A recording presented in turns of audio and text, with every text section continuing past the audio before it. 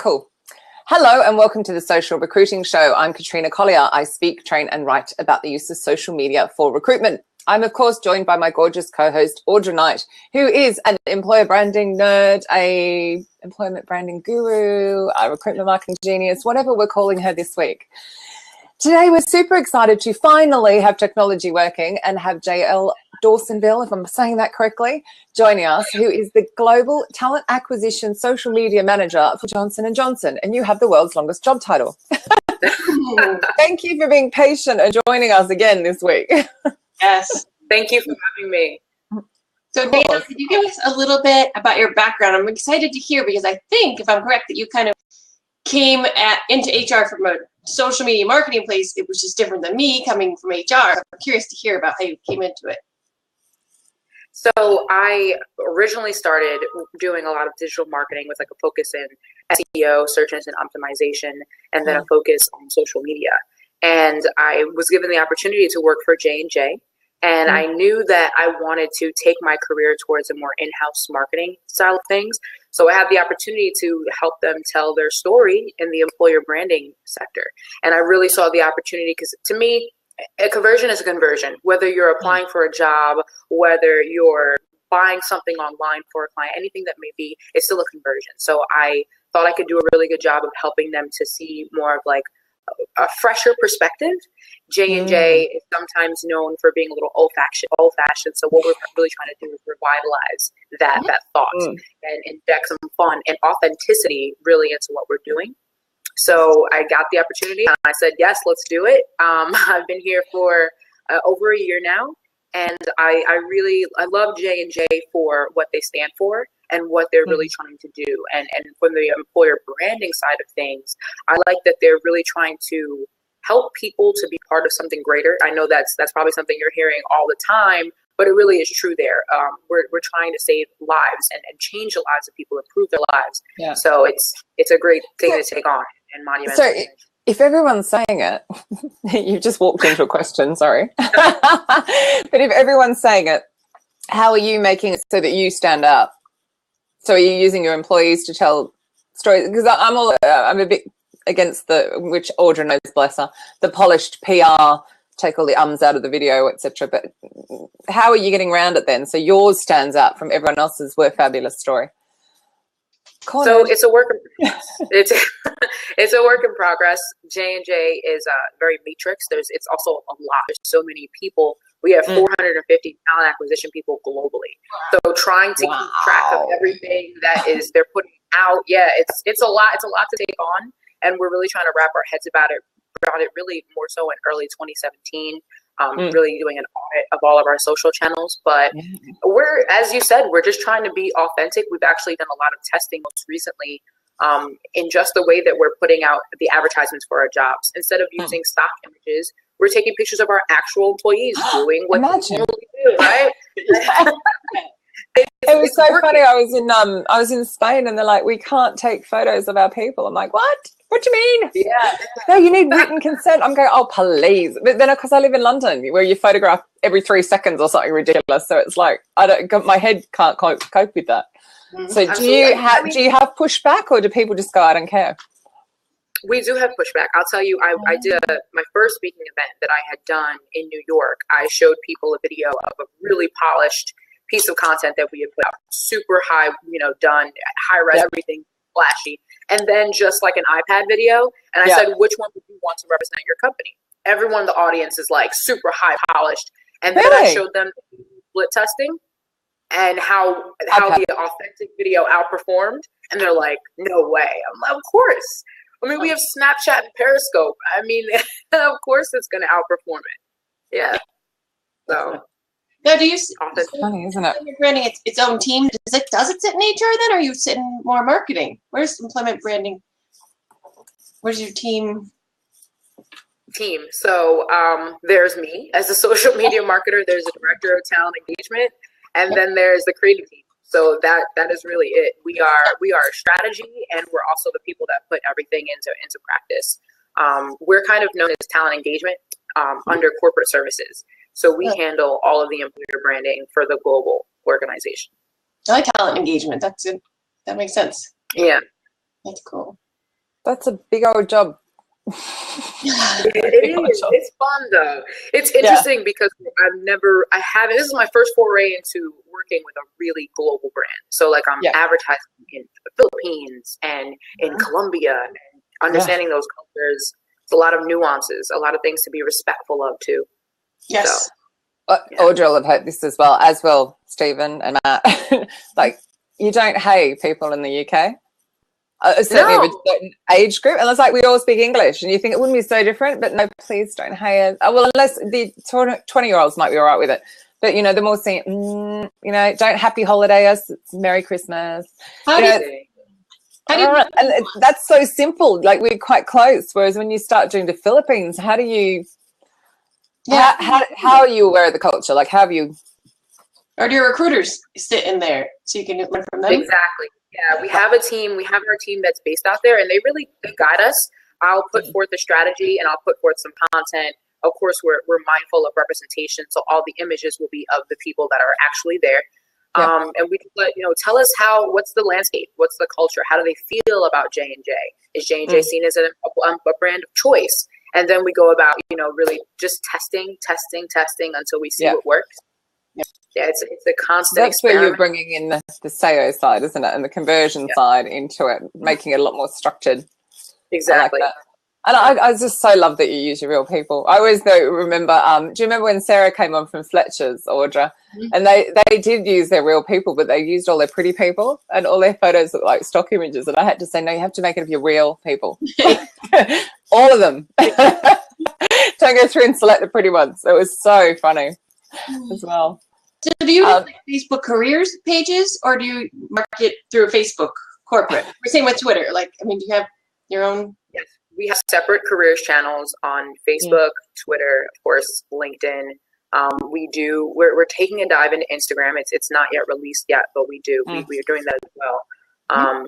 Where I think they're most a little worried, because everything's about control and compliance, is Snapchat.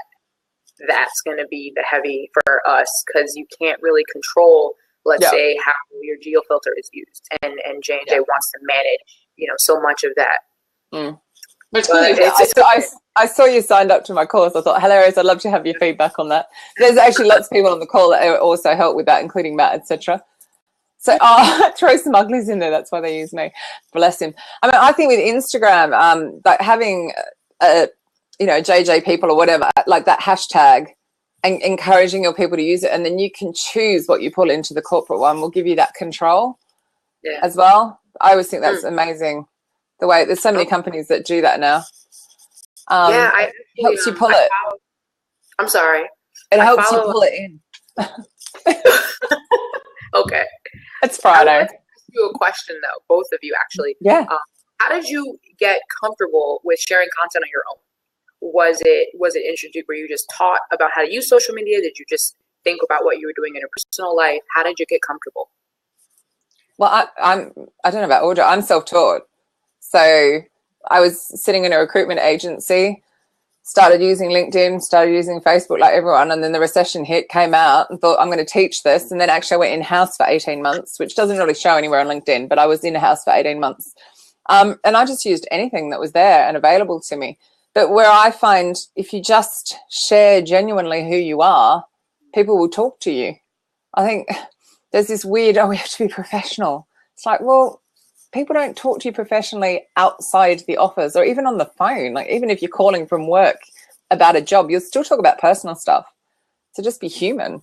So I don't know. I just did. I never really thought it was an issue, but I'm not sitting in a global corporate company having to be concerned about that. Interesting. Yeah. So I would deselect myself out of your recruitment process as not the right fit for you because I'm too naughty. But Audrey, what about you? So is the question about sharing personal stuff or about sharing work? Well, both. Yeah? I guess kind of both, yeah. Really just your perspective on the organization that you work for and how you got comfortable with sharing that content with your audience. Yeah, I think I just have always done it. When I started in employment branding, it was for a healthcare organization, and no one was doing any sharing, so I just started doing it. And sort of, if I was doing it, then other people would start doing it. But yeah, I just have always thought it was exciting and awesome.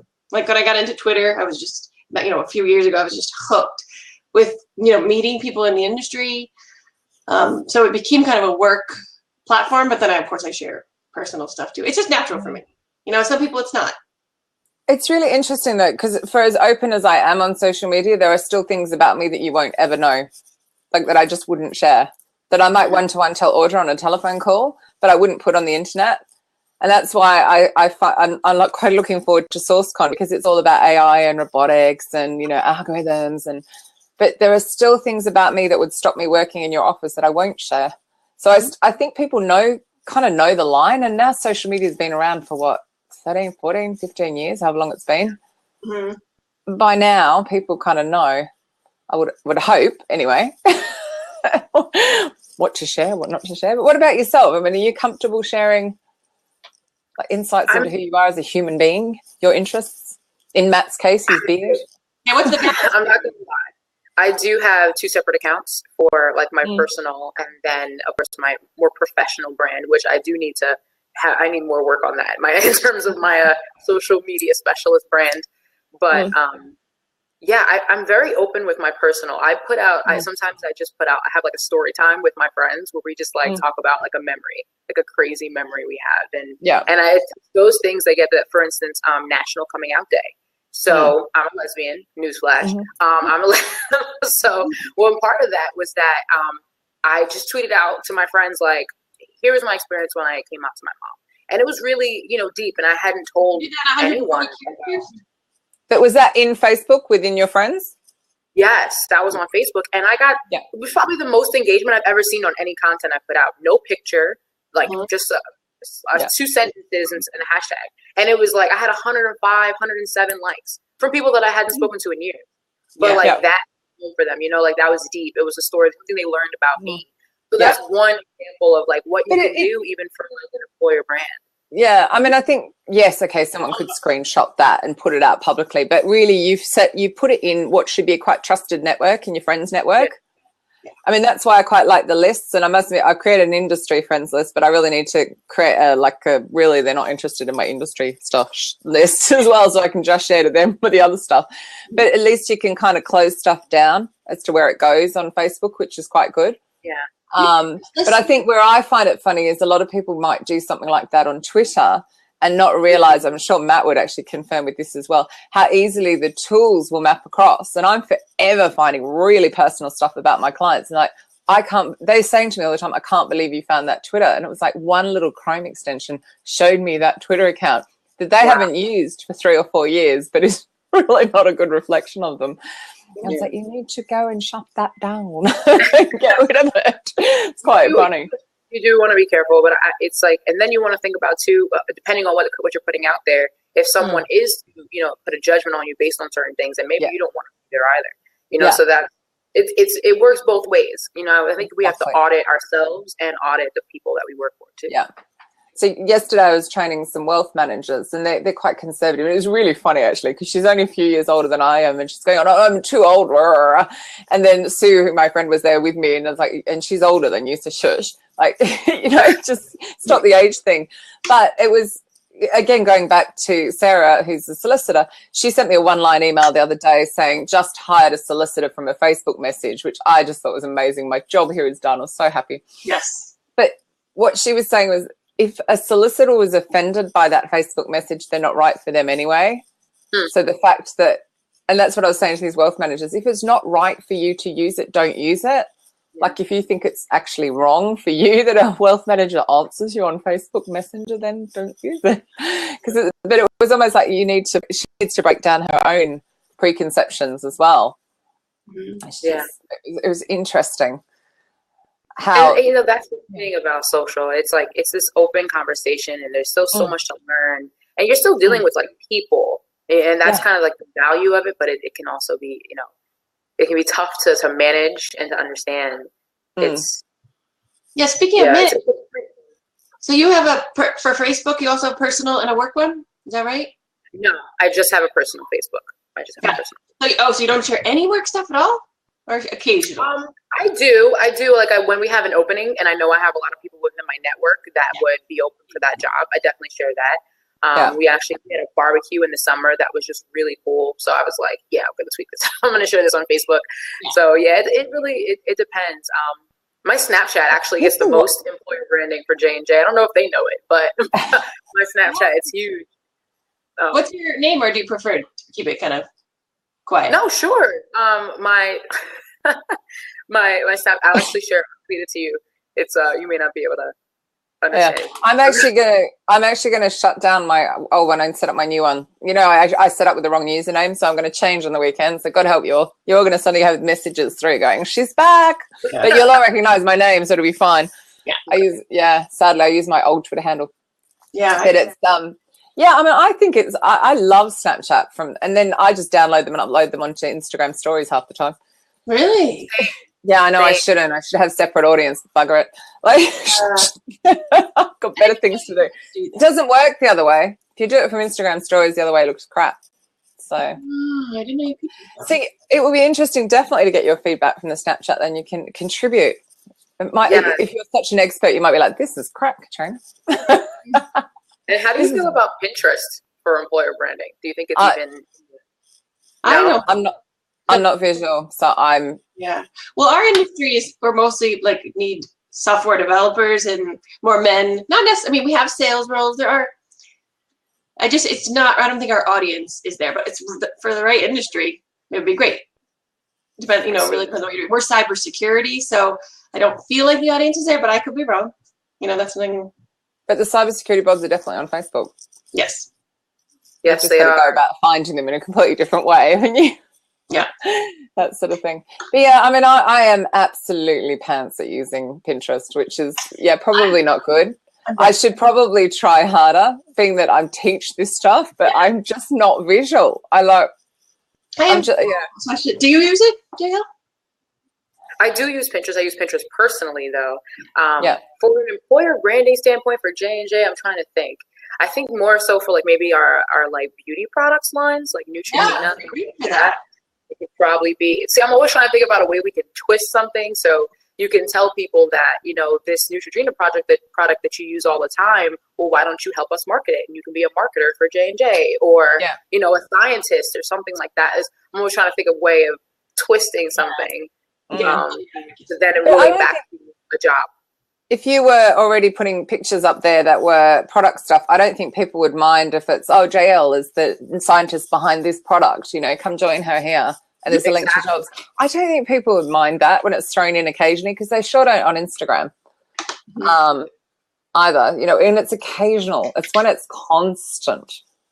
Then it's like, It's a bit like motivational quotes, you can handle once in a while. So what do you think is the right balance for a feed, for like, let's say a careers feed on social, between jobs and employer stories or employee stories? Yeah. I say like 80-20. Geico Careers used to do very well on Pinterest. I don't know what they're like now. I haven't looked in a while. Mm-hmm. Actually, they had an IT jobs board on their Geico Careers Pinterest, whatever I'm trying to get out of my mouth. But that might be worth having a look at. Am I saying, is it Gecko? Is it not Geico? Geico. Geico, you got it. Yeah, I know the animal's gecko, but I don't know how to say it. Some of it does not translate across the pond. It's not good. Oh, yeah, Matt's just said Twitter as well, and droves for cybersecurity people. Yes. Yeah. Do you do much on Twitter? I'm sorry? Do you do much on Twitter, JL? What do you of course. Brand. Yeah. Yeah. That is our I think that's our strongest channel. If not, LinkedIn is probably our strongest channel, but of course we do a lot. It's getting a little tough. So we have a professional account for Twitter, and we also have a university account. So before I got here, it was split. And I wish we could merge the accounts at this point, because when you're a career-minded university student, you're thinking about careers. You're not thinking about being part of another university audience. So we have a lot of these young people that are following us on our careers account and not our university account. Mm-hmm. So, and also, I don't really know if they're necessarily on Twitter, so that's another thing to think about too. They're mostly on Instagram, Snapchat. Yeah, you can track your audience with the analytics, and they will give. I think it gives you a really good idea of who your followers are. on your Twitter channels. They're not young people. I'll tell you that. They're not below the age. They're not like 21 and below is not on Twitter for us. At least they're mostly older people, high education, high income, interested in business, things like that. Yeah, so I'd agree with that. It's the same here. And I'd agree with Instagram, but I also think it's like a huge age group on Instagram. A lot of people think, oh, they're younger, but that's not true because the mums are on there checking their kids up. So, but they're still on there and they're still sharing stuff and like, plenty of my age group on there sharing stuff. Instagram is a great platform. It's so appealing, I think, in terms of just sharing products and really just telling your story of your brand. It does a great job. It does. The tricky is tracking for Instagram to actually say, this many applications or hires. I think it's really challenging. There probably is ways. I don't know yet, but it's challenging. It doesn't mean you shouldn't do it. I mean, you could still say it's great for brand awareness, but I'm a tracking nerd. I think though, from sharing content and then being able to use it elsewhere, I mean, it's got 500 million users. So, you don't want to not use it, but you can put it everywhere else. You don't have to just leave it there on Instagram. But of course, the way to find people from Twitter, because a lot of people put their photos straight from Instagram out to Twitter as well. That I often find people that way. So I'll go to Twitter and search in the search box in inverted commas, like Instagram.com to bring up the URL because they're not using my hack to put it out as an image. And then whatever the skill set is, and you'll often find people that way. That might help you find some people to engage with on Instagram. Yeah, so you search for them on Twitter, but find them. Yeah, I do it that way. Photos. I mean, you can search via, all of this amazing stuff within Instagram to find people, with the geolocation and all that. But sometimes it's just easy to run a search over there and then click back. As well. What I find challenging is what photos do I put up on Facebook versus Instagram? Like, what's the difference? I feel like the audience is similar. I don't put everything through. No. No, absolutely true. Hello, Steve. I didn't know you were here. I actually don't put everything through, and now if I do, it actually goes through to my company page because I've actually made my Instagram account a company account. Merit and Hilton are great examples on Instagram. They sure are. Actually, Merit Careers on Facebook are amazing as well. Actually, have you seen the new Facebook page though? The way it's set up. Have you looked at yours, JL? No. Oh my God, it's like photos, then videos, and then posts. Yeah. So I've just gone through and deleted all of these dud videos of like 4 years old, because my page is shit. And so it's like, oh my God. So actually, I'm feeding more photos through, but I don't feed them through to my personal profile because everyone complains there are too many dog photos. So I'm very picky. I download, upload. So IBM is great as well, is it? So you wouldn't expect IBM to be great, would you? I do on Instagram. I like what they're doing at least. Yeah, I like how they refer to them as IBMers too. Really inclusive. The people that work there. I just think it's a cool little community. So you could have hashtag JJers or something, J&Jers. So I was going to ask that. Did you say you don't have a a culture hashtag yet, or you do? We have hashtag my company, which is more so when people are using sharing promotional content about J&J, just to let people know that they work for the company. And then hashtag J&J.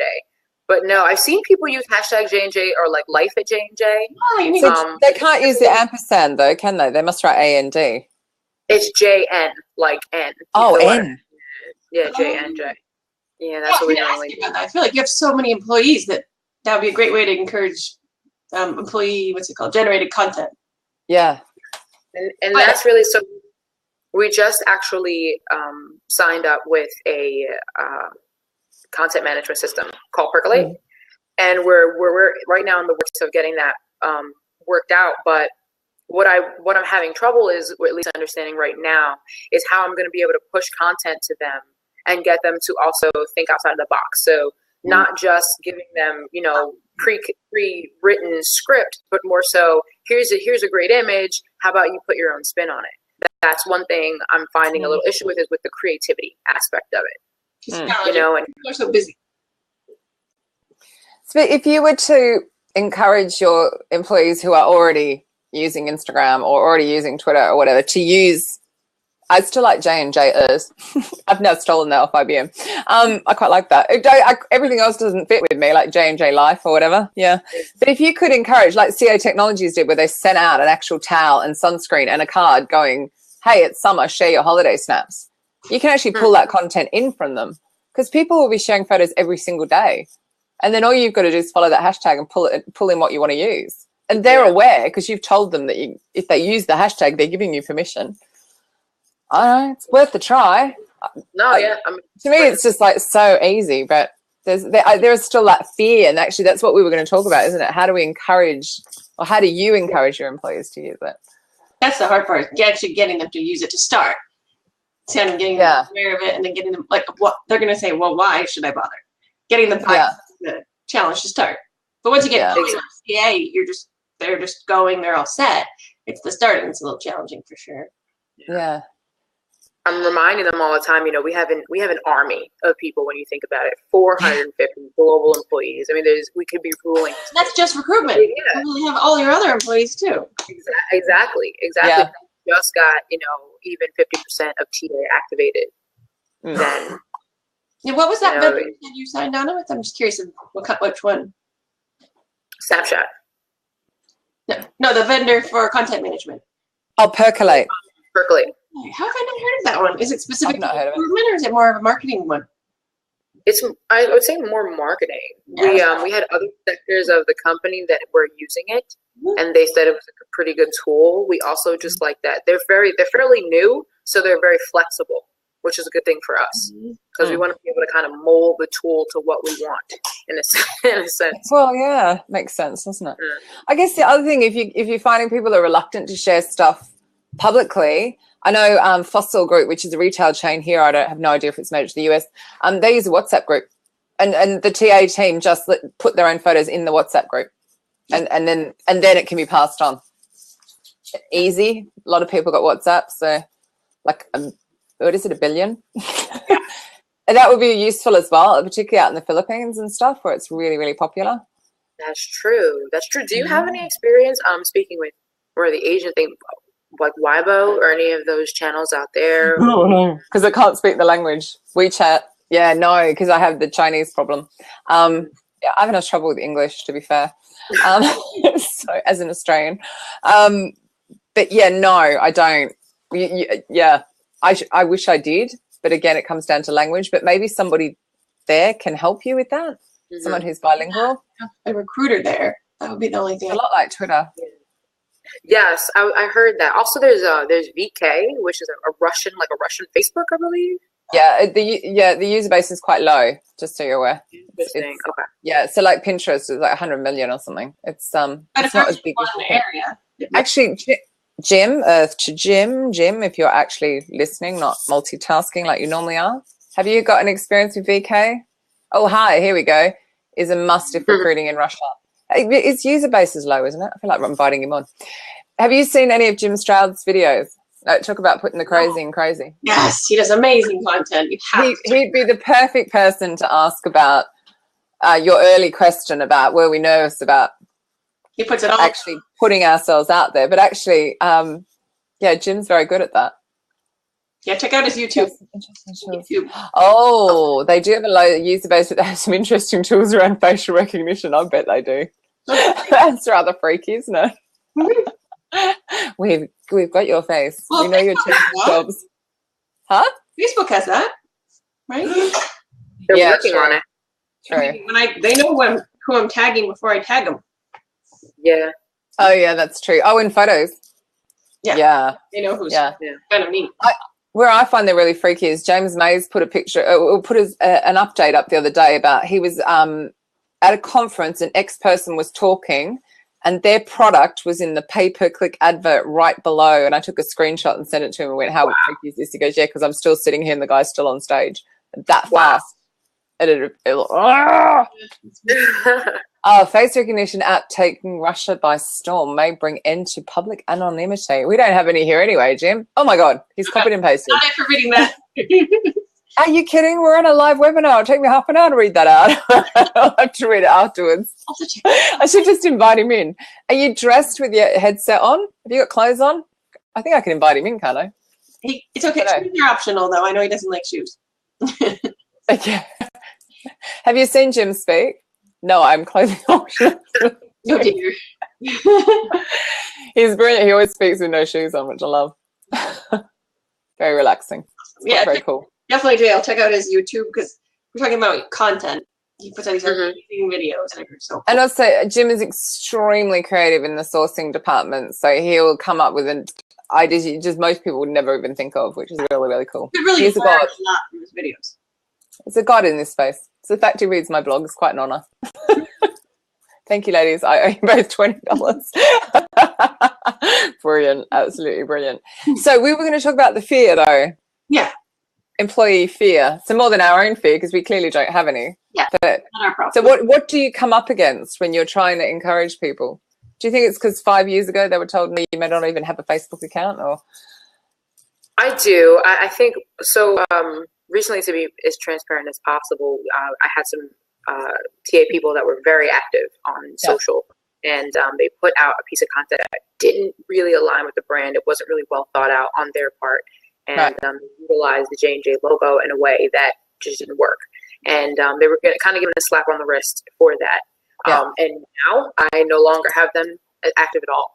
So, it was enough. And I don't really think that they were, I know in fact that they weren't really attacked for it, but I think even being reprimanded anyway, when they thought they were going the extra mile, kind of.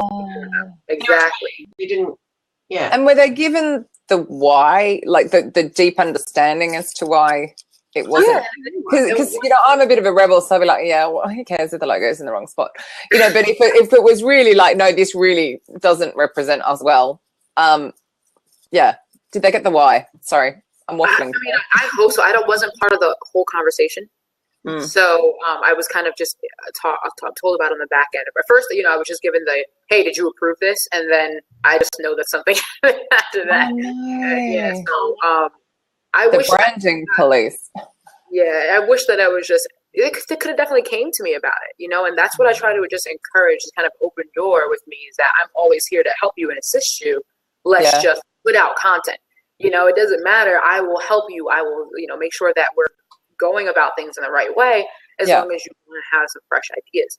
But I just realized that people aren't like, so we have 140 characters, and people don't feel comfortable with being able to tell a story, and you can't tell a story of a character. So it's more that comfort level, I think, and the understanding of these tools. And then I think it's a lot of pressure when they think about that they're doing this representing the brand in some way. So it's funny. I was talking to a recruitment agent this morning who I've trained before, and I was talking about like video for Twitter. And I was saying to him, the worst thing is you'll get someone going, I have a job and it's this. And it's like, they're really like half dead. And I was just saying to him, like, if you're going to do it, you have to show your excitement. Like, wow, I can't believe I just got this job in. Whoever gets this job, I'm jealous. I actually want this job. Call me now. Here's my number. And people will react to that because you'll be showing your actual excitement at the opportunity to work on it. But it's just so tough. So few people do that. But I love that idea because you can tell a story in 140 seconds. Exactly. So I've maybe make it shorter, but a lot more. Just pictures, how many words, and if a video is even more. JL's face just went, no, that's too far. We are not doing that. And plus, you'd have to hold it, that way, not in Snapchat mode. Which is a whole other thing. But like vertical video is like a big thing now, and now it's like don't hold it horizontal at all, and like never. So it's crazy the shift that we have. Yeah. Cool thing about Twitter video is that you're able to add a link to the video pointing people to the online job description, for instance. Yeah, absolutely right. Do you do that within the video, Jim, or do you do it in the little blurb of the tweet? Sticky in the text, maybe. That's not me. Someone's ringing. It's not me. I can hear someone ringing. Was it you, Audra? No. I have a question then, Jan. How do you keep up with content for the channels that you own? Do you just do all of the content, or you and one other person, or do you kind of crowdsource it? Because when you Twitter, you want to have at least a few a day, right? How do you approach it? I create all the content for the channel. I do have a lot to source from, though.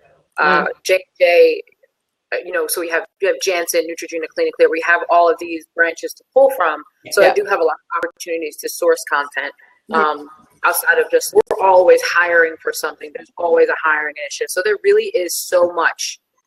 Recently we just won a Glassdoor award, yesterday. Then we had another award for LGBT equality. There's constantly something coming out. There's never really a lack of content. What I really want to create more of is just the employer stories. Are you guys familiar with Humans of New York? No. Yes, and I don't know why. Okay, so that's a bit weird. You're not. You're up the road. I'm like across the pond. Yeah. on Facebook. Hang on a minute. I think do they do on the street hugging? No, they don't hug. Okay, no, I had a free hug. I can't remember whether that wasn't them. Feels like Jim. No, but they tell stories. They tell stories for people. Just the random photographer walks with a random people and just tells a story about them. And sometimes he'll even travel to different countries, talk to refugees. He's created an entire channel culture around this. But I was thinking about doing Humans of J&J. We have so many, as I said, just so many employees, over 100,000, that it'd be great to tell their individual stories. Why did you choose J&J? How has J&J helped you in some way?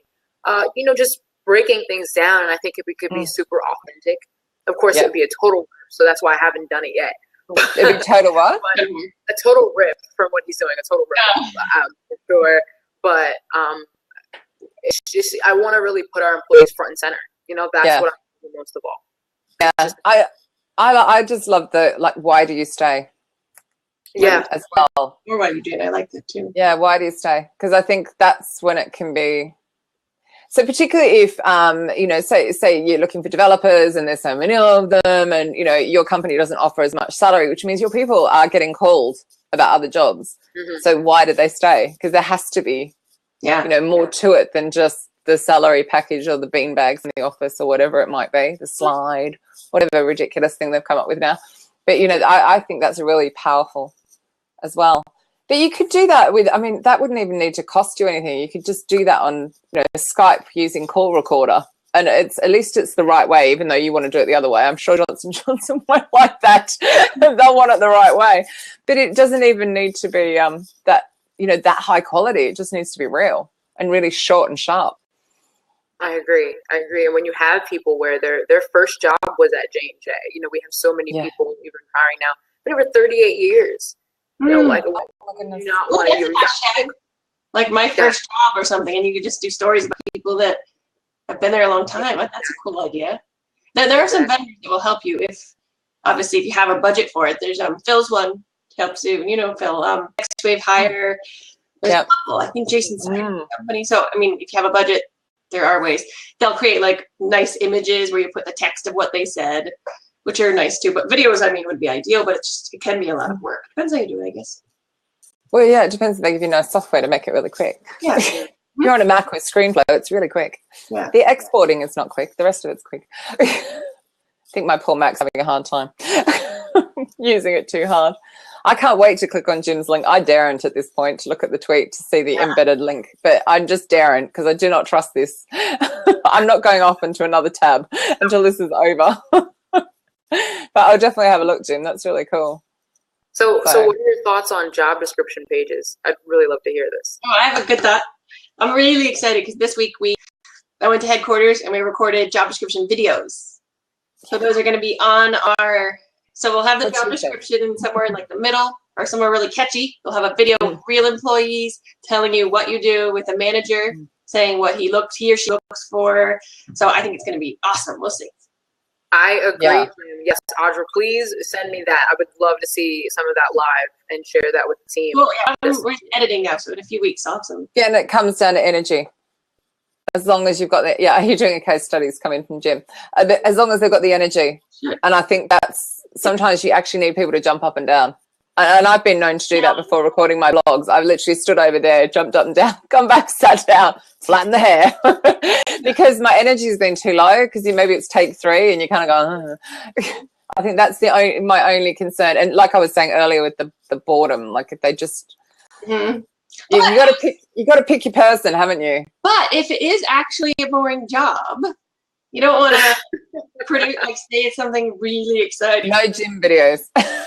Yeah, exactly. You want to show what's true. I mean, that was really interesting because the sales videos just were like really easy because they had all this energy, and then for more developers, it was just took more time, and the people weren't used to being filmed and were a little uncomfortable. But I kind of think that at least you're being true. You know, these people you'll be working with, and they're kind of quieter. You know. Yeah. But it'll be interesting. So we'll see when the editing's done how they turn out. But I'm excited. Are you going to try to test them? Like I'm guessing you're going to do like a test, sending the same, like using the same ad and sending them to 2 different pages. Is that how you're going to? Well, it's going to be challenging because we're going to put the first place we're going to put them is, you know, actually on our ATS landing page. And I don't know because it's so new. I know we can put them there because that was what we asked before we filmed. But if we'll be able to track how many clicks, that's going to be annoying if we can't. But that might be out of our control. But other than that, if I do like Facebook ads for them, then I mean, testing. Actually, I would like to chat with you about different ideas about testing, maybe another time. For sure. I would say the biggest indicator would probably be like time on site, if you even compare what it was previously. Good point. For a job description page. Yeah. So hopefully they'll at least stay there a little That's longer. easy, that. I think so. I mean, people aren't reading a lot of the text from what I've heard. So the idea is that they'll watch the video, but we'll see. How long are the videos going to be? About 2 minutes. Cool. Mobile, right? Mobile friendly? Yeah. Yep. So, Jim, but how can you make boring jobs? Maybe you don't. Let me try that again. Jim's question. Maybe you should read it out. Sorry. Friday-itis. Tell you what, it's been a big week. It's Christmas. So basically, the average personality of people, what do you type of job and gear it towards that persona? Yeah, that's kind of what I'm saying, is that if it's a boring job, make it a boring video. I mean, that's what it is. Yeah, I guess so. I mean, maybe I'm wrong, but that's kind of what I was thinking, because you don't want to use other people and make it sound super exciting, and then they get there and go, who are all these boring people? I mean, if that's the case, I just try to make it really just true to what they. But probably too as well. With no criticism whatsoever to Catherine, who I had lunch with yesterday. She's quite an introvert, and I could actually tell that my energy was freaking her out because I'd just come out of training, so I was on a high. I'm actually an ambivert, so I sit right in the middle, and I go really quiet. Actually, Jim will relate to this. He's seen me go really quiet, and I can be on stage, and I'm like, wah, but I can also shrink right back in. And she spends a lot of time shrunk back in, and it was funny because I could feel that would be the classic of, me doing the advert would be wrong for her. That would stop her applying. Right. So there's that side of looking at truth. I would probably stop people. Yeah. Supermodels picking up trash to advertise sanitation jobs may be a bit misleading. Right. Good point, Jim. Very good point. Oh, I loved yesterday the cleaner on the train, the back of her shirt said something like train presentation crew or something. I thought that was really cool. Oh, yeah. I'm part of the train presentation crew. I really love that. It was really inclusive because that could be anybody. Like the engineers fixing the broken whatever in the train. I just loved it. I thought it was great. Have you seen some really good job descriptions you like, or are you working on any different things with J&J? Yes, we're definitely working on our job descriptions. See, they're all landing pages for me. That's how I look at them. Right. So we're just trying to make them just more robust. I would like if it was like one giant listicle, like a BuzzFeed article, to be honest. Because at least it's a little more engaging. We have a lot of paragraphs, and that's what we have to cut out. Yeah. So we're working on optimizing that. The video job description, that's something we definitely should explore as well. Even if it was something that we just like put on social, even, and like apply to this directly or something like that. Yep. But what I'm noticing, at least when I was in the past looking for jobs, is the amount of clicks it takes to apply to a job has to be. What ATS do you guys have? We use Taleo. Sorry. The new one or the old one? Apparently it's better now. It is. No, I got told off because I was at an Oracle event and they went, no, we've improved it. It's got better. I'm like, oh, that's not what I'm hearing. You got to keep improving it. But your ATS is only as good as what's being fed into it as well. Yeah, a lot of respect. Just the candidate experience overall, which has to constantly be improved. We're doing a lot of work on just making it better overall, getting back to people faster. Recruiting is, It is about speed. It's really interesting. I mean, Audrey will know my favorite thing to do, except usually the Wi-Fi crashes, is to get people to apply to the job on their phone. Like the actual recruiter standing in front of me, make them go through the process, and then going, if you can't do it with ease, you need to take your phone into your CEO and hand it to them, like make them do it. But yesterday, actually, as well, Chris LeCon Harwood came along and spoke about chatbots, about like sitting in Messenger and on the career side and just the robotic side. I mean, Johnson & Johnson's a big company. No, you could probably do something like that to help direct people to the right. Would you consider it, or is it a step too far into the... No, we are. The VP is extremely interested in just integrating technology more, specifically like reality, augmented reality, I think is something we're really trying to explore. An entirely different experience. I think more so focusing on like the onboarding too, once the employee got in. But no, it's definitely not too far fetched for us. I had a demo from JobPal, and I was actually quite impressed because it's in Messenger. So therefore, lots and lots of people have Messenger, and nobody has to log in. So you can immediately, you're straight in. There's none of this. Oh, I need to add my email address, and people are like, I don't want to chat with you. So I really loved that. I was like, I wish I could have that on my website. It's really cool. I'd be on all the time without having to be, because it'd be on my phone. But yeah, I just was quite impressed with that one. And also they use it to keep people in the process. Whereas, a lot of people think, it's to get people to deselect themselves out by using it. But actually it can help you keep people there longer. It was quite interesting. I have another question, Jael. Do you do much email marketing for, the job specific stuff, or is that something you're thinking about? I don't handle it specifically, but we do have what we call, it's kind of like our own community, the talent community is what we call it. And we do try to leverage that community in terms of reaching out to them. Let's say you've been deselected for a job, but you're still, letting you know that we're going to notify you when things are happening. Do we utilize it to the best of its ability? Probably not right now. We're definitely doing more. But it's in the works. I know I'm saying there's a lot that's happening, but we went through kind of like a restructure. So the teams are being formulated, different ideas are coming up now too. So hopefully we'll have some changes that will be noticed too by the people that are trying to apply for a job at J&J. Yeah. But have you asked? Say that again. Yes. Have you used email marketing for any of your candidate searches or anything like that? It does really well, especially for events. If we go, we'll get emails. Sometimes we'll get like 500 emails, and then I'll wait, a few days. I'll send one email with just jobs that were really relevant, to that event. Obviously, so it's targeted and not annoying. And then I'll opt out. And then my idea is and then maybe a month later, or maybe 2 months, depending on the event, to just kind of keep in touch. It's pretty awesome, actually. I'm working at more automating it too, so that if they click on one thing, then they get this email, kind of like HubSpot style, but we're just getting there. But I think it'll be good because we have a huge pool, and I can't imagine compared to you, how many people you must have in your database. It must be just like millions. Yeah, it's a lot, but it's also thinking about them more as individuals. I think is really the route that we're going now, and not really clumping them so much. Thinking about how we can change that individual experience, because I think it's just so important in the whole thing. So even though you may get the job, but it took you 5 months to get the job, so you may come into the position a little bit, jaded at that point. So it's a lot to consider through the whole process. Yeah. Why does it take 5? No, I don't want to know. Why does it take 5 months? A bad example, but if it does take longer than you might want, I'm sure that if you're looking for a job and you believe you're qualified, you want to hear back in a month, less. So, less. I was thinking a day or two, but I think because technology. When you talk about, we're getting there. Technology's just gone ahead in leaps and bounds. So you're not at all the only company that's going, oh my God, we're kind of running to keep up. It's everyone's but we as consumers of it have become very impatient.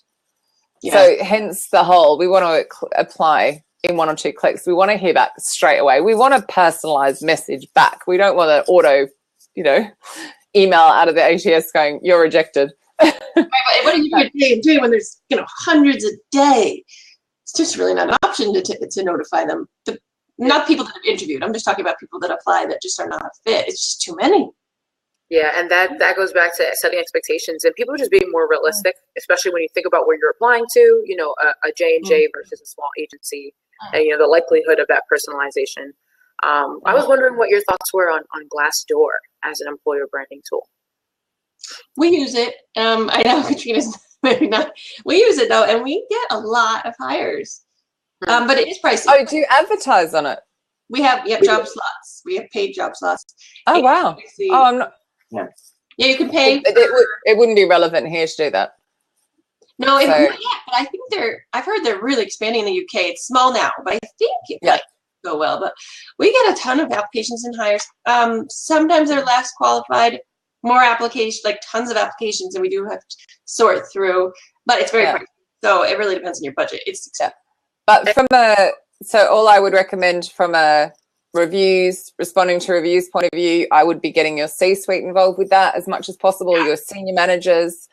Have I lost JL? She's reading a question. I need to bring her back in the room. Jim, stop distracting everyone with your awesome content. So I have a CEO, for example, who I'm kidding, mate. Bless him. I'm kidding.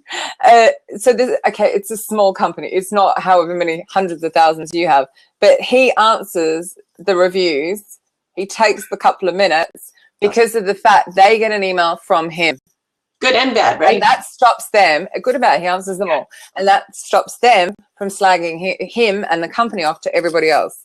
And I think going forward to next year, we've got more of this employee-generated content rather than the polished PR side, and more of this genuine, like getting the C-suite more social and the senior managers, because they'll say where that review fits. And the same with Indeed, it'll say this fits in the HR. You can actually go drill right down into where you're applying to work out where the review's from.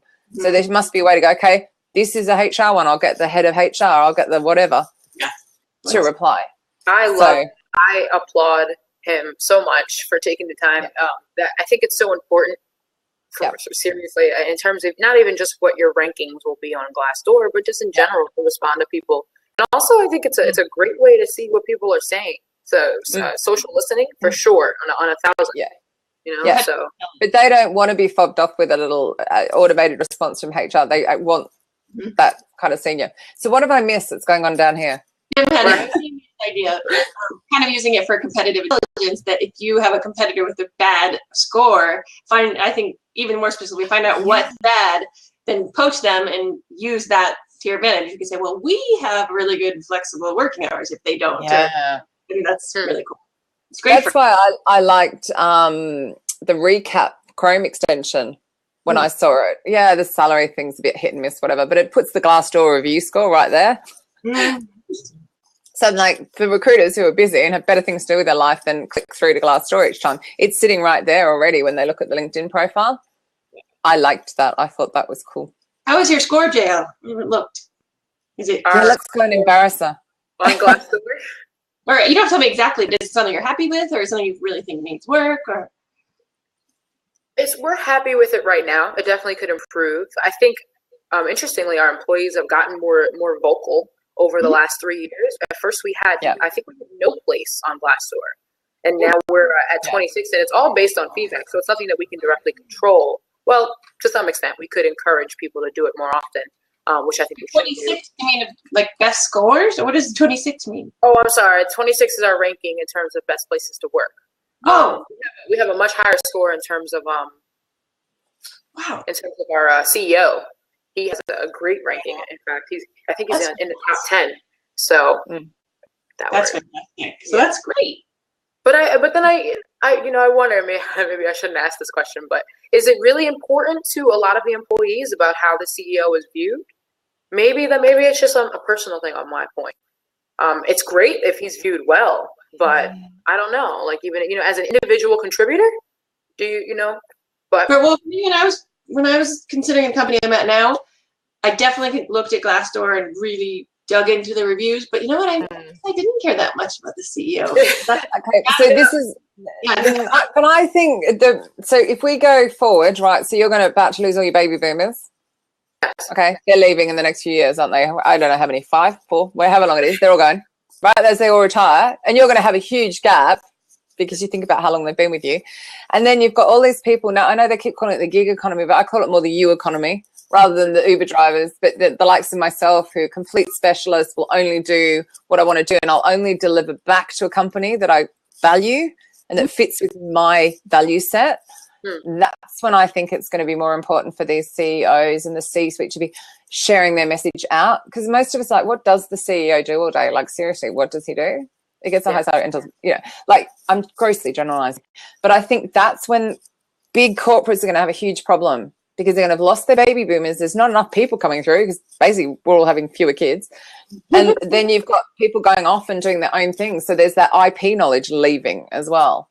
So I think the more that they can get out and share their social stuff and be real and share their stories and let you know what they're up to and their thinking is, and I think that can only help. It can't work against a company.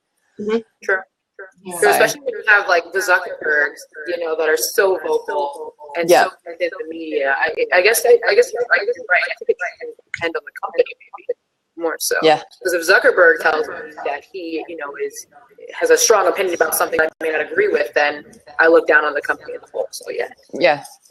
Yeah, I don't know. I mean, maybe I'm dreaming, but I just see that happening more and more. And I know they're going on more and more about people leaving and going off. But the thing is, technology has enabled it. A few years ago, I couldn't have delivered to Johnson & Johnson. But because I wasn't PricewaterhouseCoopers delivering into a big corporate, I'm just me.